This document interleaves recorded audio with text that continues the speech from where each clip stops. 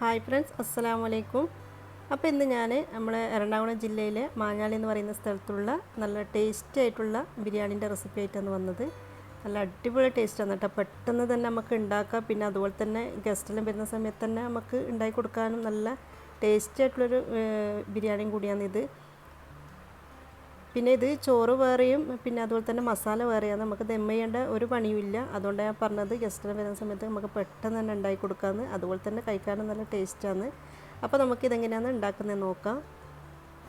അതിന് വേണ്ടിയിട്ട് ഞാനിതാ 1 കിലോ ചിക്കനാണ് എടുത്തത്. ഈ ചിക്കൻ നല്ലോണം കഴുകി വൃത്തിയാക്കിയതിന് ശേഷം ഞാൻ ഇതിൻ്റെ വെള്ളമെല്ലാം വാർത്തിയെടുത്തിട്ട് ഇതാ ഒരു പാത്രത്തിലേക്ക് ഇട്ട് വെച്ചിട്ടുണ്ട്.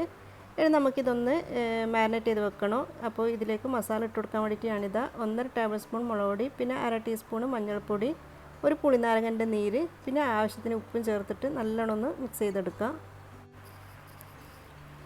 ഇതെല്ലാം കൂടിയിട്ട് നല്ലോണം മിക്സാക്കിയതിന് ശേഷം നമുക്ക് ഇതൊന്ന് അടച്ച് വെക്കാം. ഒരു അരമണിക്കൂർ നമുക്ക് അടച്ച് വെക്കാം.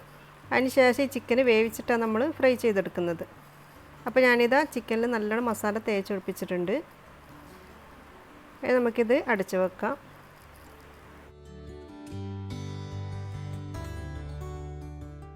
അപ്പോൾ അരമണിക്കൂർ ഇടായിട്ടുണ്ട്. ഇനി നമുക്ക് ഈ ചിക്കനൊന്ന് വേവിച്ചെടുക്കണം. അപ്പോൾ അതിന് വേണ്ടിയിട്ട് ഞാനിതാ കുക്കറിലാണ് ഇട്ട് കൊടുക്കുന്നത്. കുക്കറിൽ തന്നെ ഇട്ട് കൊടുക്കാൻ നിർബന്ധമൊന്നുമില്ല. ഞാൻ പിന്നെ പെട്ടെന്ന് വെന്തിട്ടാൻ വേണ്ടിയിട്ട് കുക്കറിൽ നിന്ന് വേവിക്കുന്നതാണ്. ഒരു വിസിൽ വരുന്നത് വരെ ഈ ചിക്കനൊന്ന് വേവിച്ചെടുക്കുക. അതിൽ കൂടുതൽ വിസിലടിക്കണ്ട കേട്ടോ. അന്നേരം പിന്നെ ചിക്കൻ അങ്ങ് വെന്തിട്ട് ഉടഞ്ഞു പോകും. അതുകൊണ്ട് ഒറ്റ വിസിൽ മതി. അപ്പോൾ ഇതാ ചിക്കൻ ഇവിടെ വെന്തിട്ടുണ്ട്. ഇനി നമുക്ക് ഇതിലുള്ള ചിക്കന് വേറൊരു പാത്രത്തിലേക്ക് മാറ്റി വെക്കാം. പിന്നെ ഇതിൻ്റെ വെള്ളം കളയണ്ട, നമുക്ക് ബയ്യ മസാല ഉണ്ടാക്കുന്ന സമയത്ത് വേണ്ടതാണ്. അപ്പം ചിക്കൻ മാത്രം എടുത്തിട്ട് നമുക്ക് വേറൊരു പാത്രത്തിലേക്ക് മാറ്റി വെക്കാം.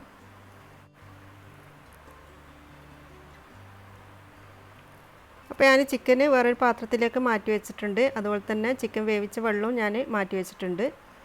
ഇനി നമുക്ക് ഈ ചിക്കൻ ഒന്ന് ഫ്രൈ ചെയ്തെടുക്കാം. അപ്പോൾ അതിന് വേണ്ടിയിട്ട് ഞാനിതാ ഒരു പാത്രം അടുപ്പിലേക്ക് വെച്ചിട്ട് അതിലേക്ക് കുറച്ച് ഓയിൽ ഒഴിച്ച് കൊടുക്കുന്നുണ്ട്.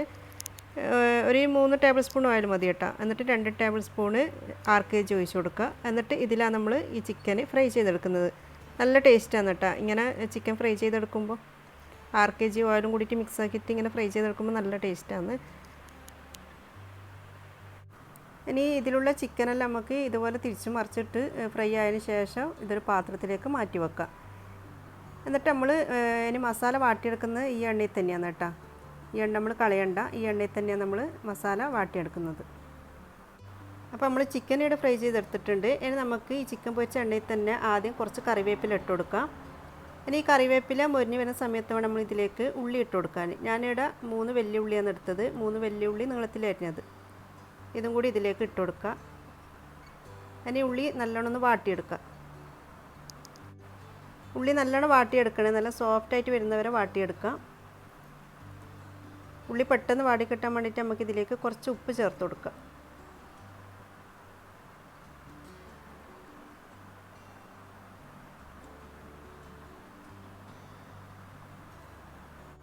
അപ്പോൾ ഉള്ളിയുടെ നല്ലോണം വാടിയിട്ടുണ്ട്, നല്ലോണം സോഫ്റ്റായിട്ട് വന്നിട്ടുണ്ട്. ഇനി നമുക്കിതിലേക്ക് 1 ടേബിൾ സ്പൂൺ ഇഞ്ചി, 1 ടേബിൾ സ്പൂൺ വെളുത്തുള്ളി ചതച്ചതും കൂടി ചേർത്തിട്ട് ഒന്നും കൂടി ഒന്ന് വാട്ടിക്കൊടുക്കുക.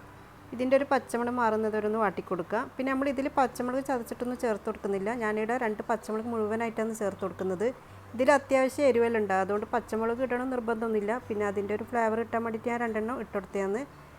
നമുക്കിതിലേക്ക് 2 വലിയ തക്കാളി ചെറുതായിട്ട് മുറിച്ചത് ഇട്ടിട്ട് ഈ തക്കാളി നല്ലോണം വാട്ടിയെടുക്കാം. അപ്പോൾ തക്കാളിയും നല്ലോണം ഇവിടെ വാടി വന്നിട്ടുണ്ട്. ഇനി നമുക്കിതിലേക്ക് പൊടികൾ ചേർത്ത് കൊടുക്കുക. അപ്പോൾ അതിന് വേണ്ടിയിട്ട് 1 ടേബിൾ സ്പൂൺ മുളക് പൊടി, 1 ടേബിൾ സ്പൂൺ മല്ലിപ്പൊടി ചേർത്തിട്ട് ചെറുതായിട്ടൊന്ന് വാട്ടിക്കൊടുക്കുക. നമ്മളിതിൽ മുളക് പൊടി പിന്നെ ചേർത്ത് കൊടുക്കുന്നുണ്ടാന്ന് പച്ചമുളക് ചതച്ചത് ചേർത്ത് കൊടുക്കാത്തത് കേട്ടോ. പിന്നെ നമ്മൾ ചിക്കൻ വേവിക്കുന്ന സമയത്തെല്ലാം നമ്മൾ മുളക് പൊടി ഇട്ട് കൊടുത്തിനല്ല, അപ്പോൾ അത്യാവശ്യം എരിവെല്ലാം ഉണ്ടാവും. ഇനി ഇതിലേക്ക് നമ്മൾ ചിക്കൻ വേവിച്ച വെള്ളം കൂടി ചേർത്തിട്ട് ഒന്ന് മിക്സ് ചെയ്ത് കൊടുക്കുക. ഇനി നമുക്കിതൊന്ന് അടച്ച് വെക്കാം. ഒരു 2 മിനിറ്റ് ഒന്ന് തിളക്കട്ടെ. നല്ലോണം ഒന്ന് തിളച്ച് കഴിഞ്ഞാൽ നമുക്ക് ഇതിൻ്റെ മൂടി തുറന്നിട്ട് ഇതിലുള്ള പച്ചമുളകിന് എടുത്ത് കളയാം. ഇതിൻ്റെ ആവശ്യമില്ല. ഇതിൻ്റെ ഫ്ലേവർ ഒന്ന് കിട്ടാൻ വേണ്ടിയിട്ട് ഞാൻ പച്ചമുളക് ഇട്ട് കൊടുത്തതാണ് കേട്ടോ. ഇനി ഇതിലേക്ക് 1 ടേബിൾ സ്പൂൺ തൈരും, 1 ടേബിൾ സ്പൂൺ ഗരം മസാല പൊടിയും, പിന്നെ ഒരു കൈ നിറയെ മല്ലിച്ചപ്പ് ചെറുതായിട്ട് മുറിച്ചത് ഇട്ടിട്ട് ഒന്ന് മിക്സ് ചെയ്ത് കൊടുക്കാം. ഈ സമയത്ത് ഉപ്പ് നോക്കിയിട്ട് ഉപ്പ് ചേർത്ത് കൊടുക്കാം. എന്നിട്ട് നമ്മൾ ഫ്രൈ ചെയ്ത് വെച്ച ചിക്കനും ചേർത്തിട്ട് ഇതെല്ലാം കൂടിയിട്ട് നല്ലോണം മിക്സ് ചെയ്ത് കൊടുക്കാം. അപ്പോൾ നമ്മൾ മസാല ഏകദേശം ഇവിടെ റെഡി ആയിട്ടുണ്ട്. ഇനി നമുക്ക് ഇതിലേക്ക് ചേർത്ത് കൊടുക്കേണ്ടത് കുറച്ച് കസൂരി മേത്തി പൊടിച്ചതാണ്. കൈ കൊണ്ട് പൊടിച്ചെടുത്താൽ മതി. ഞാനിവിടെ 1 ടീസ്പൂൺ കസൂരി മേത്തിയാണ് ഇട്ട് കൊടുത്തത്. അപ്പോൾ ഈ കസൂരി മേത്തി ഇട്ട് കൊടുക്കുമ്പോൾ ഈ മസാലയ്ക്ക് നല്ല ടേസ്റ്റ് കിട്ടുന്നത്. അപ്പോൾ ഇത് നമ്മുടെ മാഞ്ഞാലി ബിരിയാണി മസാലയുടെ റെഡി ആയിട്ടുണ്ട്. ഇനി നമുക്കിതിൻ്റെ ഫ്ലെയിം ഓഫാക്കിയിട്ട് ഇത് അടച്ച് വെക്കാം. അതിന് അടുത്തതായിട്ട് നമുക്ക് ചോറ് ഉണ്ടാക്കണം. അതിന് വേണ്ടിയിട്ട് ഞാനിത് 3 കപ്പ് ജീരകശാല അരിയാണ് എടുത്തത്. നമുക്ക് ഈ അരി നല്ലോണം ഒന്ന് കഴുകി വൃത്തിയാക്കിയ ശേഷം ഇതിൻ്റെ വെള്ളമെല്ലാം ഒന്ന് വാർത്തിയെടുക്കാം. നിങ്ങൾ ബസുമതി അരിനെ കൊണ്ടാണ് ചോറ് വെക്കുന്നതാണെങ്കിൽ ബസുമതി അരി അരമണിക്കൂർ വെള്ളത്തിലൊന്ന് കുതിർത്ത് വെക്കണം കേട്ടോ, എന്നിട്ടാണ് ചോറ് വെക്കാൻ പറ്റും. പിന്നെ ഈ ചോറിന് ഏറ്റവും നല്ലതെന്ന് വെച്ചാൽ ജീരകശാല അരി തന്നെയാണ്. അപ്പോൾ നിങ്ങൾ ജീരകശാല അരി വെച്ചിട്ട് തന്നെ ചോറുണ്ടാക്കാൻ നോക്കാം. ഇനി നമുക്ക് നമ്മൾ ഏത് പാത്രത്തിലാണോ ചോറുണ്ടാക്കുന്നത് ആ പാത്രം അടുപ്പിലേക്ക് വെച്ചിട്ട് അതിലേക്ക് 3 ടേബിൾ സ്പൂൺ ഓയിൽ ഒഴിച്ച് കൊടുക്കുക.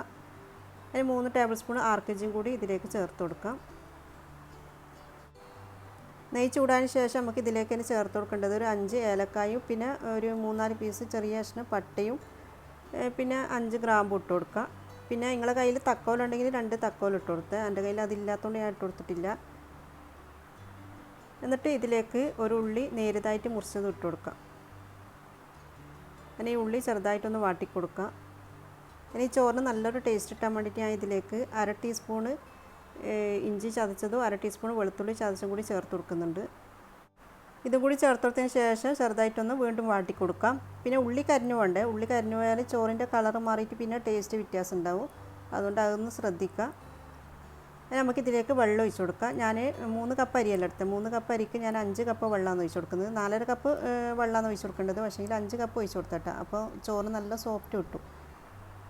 ഇനി ഇതിലേക്ക് ആവശ്യത്തിന് ഉപ്പും ചേർത്തിട്ട് നമുക്കിത് അടച്ച് വെക്കാം. ഈ വെള്ളം ഒന്ന് തിളക്കട്ടെ. 1 കപ്പ് അരിക്ക് 1.5 കപ്പ് വെള്ളത്തിൻ്റെ കണക്കാണ്. പക്ഷേ ഞാൻ 3 കപ്പ് അരിക്ക് 4.5 കപ്പ് വെള്ളമാണ് ഒഴിച്ച് കൊടുക്കേണ്ടത്. 1/2 കപ്പ് ഞാൻ കുറച്ചധികം ഒഴിച്ച് കൊടുത്തതാണ്. അത് പ്രശ്നമൊന്നുമില്ല. ചോറങ്ങനെ വെന്ത് ഇതായി പോവുകയും ചെയ്യില്ല. പിന്നെ വെള്ളം കയറിയ പോലെ ഒന്നും ആയിപ്പോവില്ല കേട്ടോ, നല്ല സോഫ്റ്റായിട്ട് തന്നെ കിട്ടും. അതുകൊണ്ട് നിങ്ങൾ 1/2 കപ്പ് കൂടുതൽ ഒഴിച്ച് കൊടുത്ത് ഇനി നമുക്കിതിലേക്ക് നമ്മൾ കഴുകി വെച്ച അരി ഇട്ട് കൊടുക്കുക. അരി ഇട്ട് കൊടുത്തതിന് ശേഷം ഇതൊന്ന് ഇളക്കി കൊടുക്കുക. എന്നിട്ട് ഈ സമയത്ത് ഉപ്പ് പോരാന്നുണ്ടെങ്കിൽ ഉപ്പ് ചേർത്ത് കൊടുക്കണേ. ഇനി നമുക്കിത് അടച്ച് വെച്ചിട്ട് വേവിച്ചെടുക്കാം. ആദ്യം ഹൈ ഫ്ലെയിമിൽ വെക്കുക. എന്നിട്ട് ഇതിൻ്റെ വെള്ളം വറ്റാവുന്ന സമയത്ത് തീ ഒന്ന് കുറച്ച് കൊടുക്കാം. എന്നിട്ടൊന്ന് ഇളക്കി കൊടുത്തതിന് ശേഷം ചെറിയ തീയിൽ വെച്ചിട്ട് വേവിച്ചെടുക്കാം. ഇനി ഇതിൻ്റെ മൂടി തുറന്നിട്ട് ഈ ചോറ് നല്ലോണം വേകുന്നതിന് മുമ്പേ നമുക്ക് ഇനി ഇതിലേക്ക് ചേർത്ത് കൊടുക്കേണ്ടത് ക്യാരറ്റ് ഗ്രേറ്റ് ചെയ്തതാണ്. ഞാനിവിടെ 1 ക്യാരറ്റ് ഗ്രേറ്റ് ചെയ്ത് ഇതിലേക്ക് ചേർത്ത് കൊടുക്കുന്നുണ്ട്. ഇനി ഇതിൻ്റെ കൂടെ തന്നെ നിങ്ങൾക്ക് പൈനാപ്പിൾ ചെറുതായിട്ട് മുറിച്ചതും കൂടി ചേർത്ത് കൊടുക്കുക.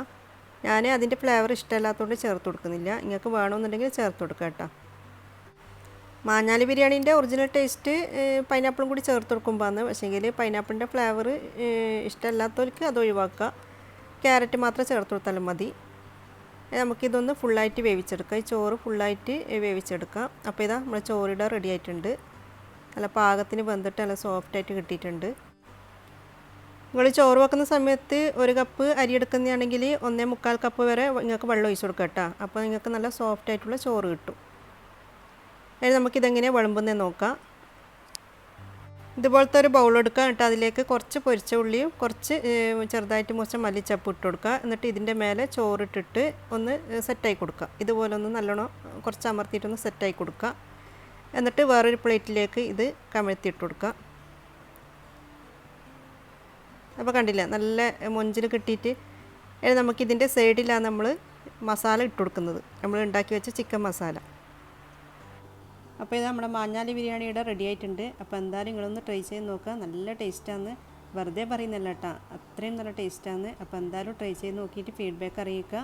വീഡിയോ ഇഷ്ടമായിട്ടുണ്ടെങ്കിൽ ലൈക്ക് ചെയ്യുക, ഫാമിലി ഫ്രണ്ട്സിനൊക്കെ ഷെയർ ചെയ്യുക. ചാനൽ ആദ്യമായിട്ട് കാണുന്നവരാണെങ്കിൽ ഒന്ന് സബ്സ്ക്രൈബ് ചെയ്യുക. Thank you.